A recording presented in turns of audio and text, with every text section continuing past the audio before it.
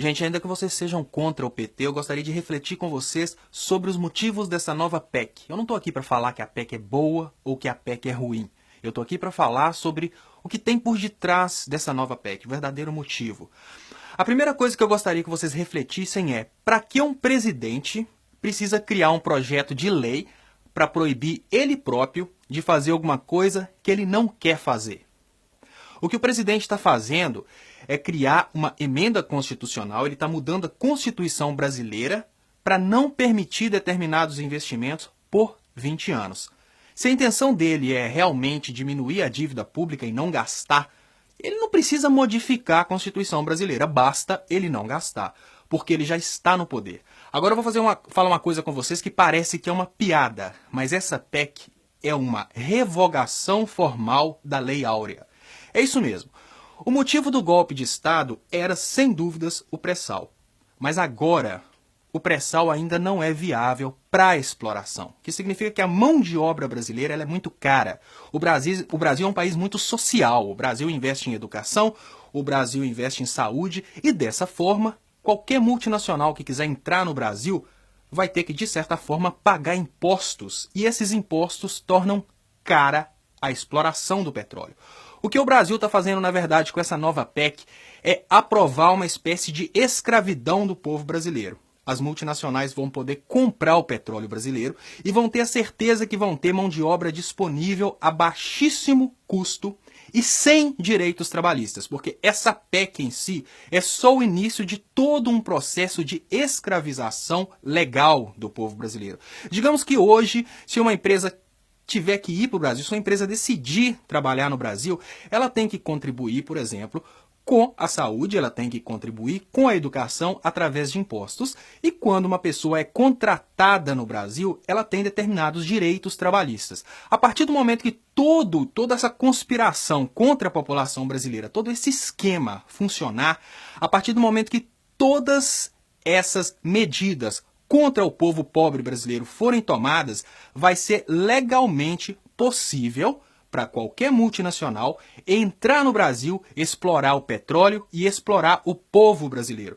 Existe um mito de que as multinacionais vão comprar o pré-sal e pronto. Não adianta uma multinacional comprar um pré-sal. Nenhuma pessoa vai querer sair lá dos Estados Unidos para ir trabalhar no Brasil por mixaria. Eles não querem só o pré-sal. Eles querem o pré-sal e o povo brasileiro como escravo para tirar o pré-sal. E essa PEC, mais as medidas contra os direitos trabalhistas, são que garantem a explorabilidade do pré-sal por um preço baixo. Então, recapitulando, gente, para que vocês entendam por que tanta coisa está acontecendo e eles estão justificando que é para frear a dívida pública. Não é para frear a dívida pública. É para diminuir os impostos das empresas que vão explorar o pré-sal, para as empresas que vão explorar o trabalhador brasileiro.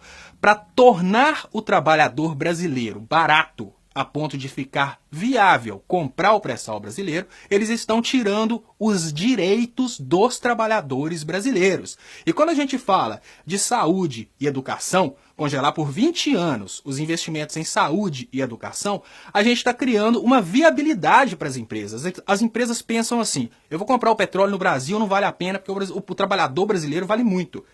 Ah não, agora eu posso comprar o petróleo no Brasil porque já não tem mais imposto, porque eu já não tenho mais que contribuir com a Seguridade Social, porque já não tem mais, por exemplo, saúde, já não tem mais educação, por isso o imposto abaixou o preço, e o trabalhador brasileiro agora não precisa contribuir com o INSS, eu não preciso pagar o fundo de garantia dele, eu não preciso pagar o 13º, o trabalhador ficou barato.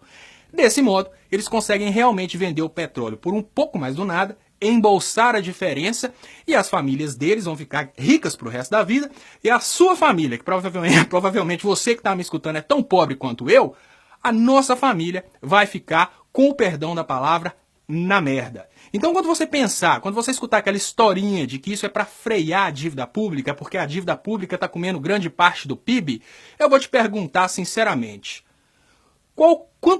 vamos pensar assim, gente, quanto importa se uma pessoa gasta muito, se ela ganha muito? O que os grandes países fazem é, cresceu a dívida pública junto com o crescimento do PIB, é insignificante.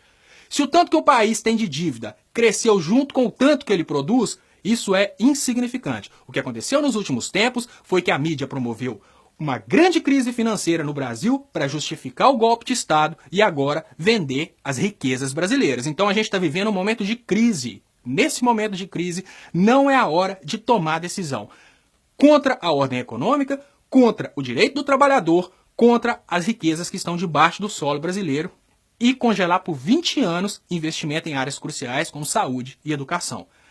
Eu estou chamando vocês para refletir. Não é sobre PT, não é sobre PSDB, mas é sobre o que você percebe por detrás desse projeto do governo.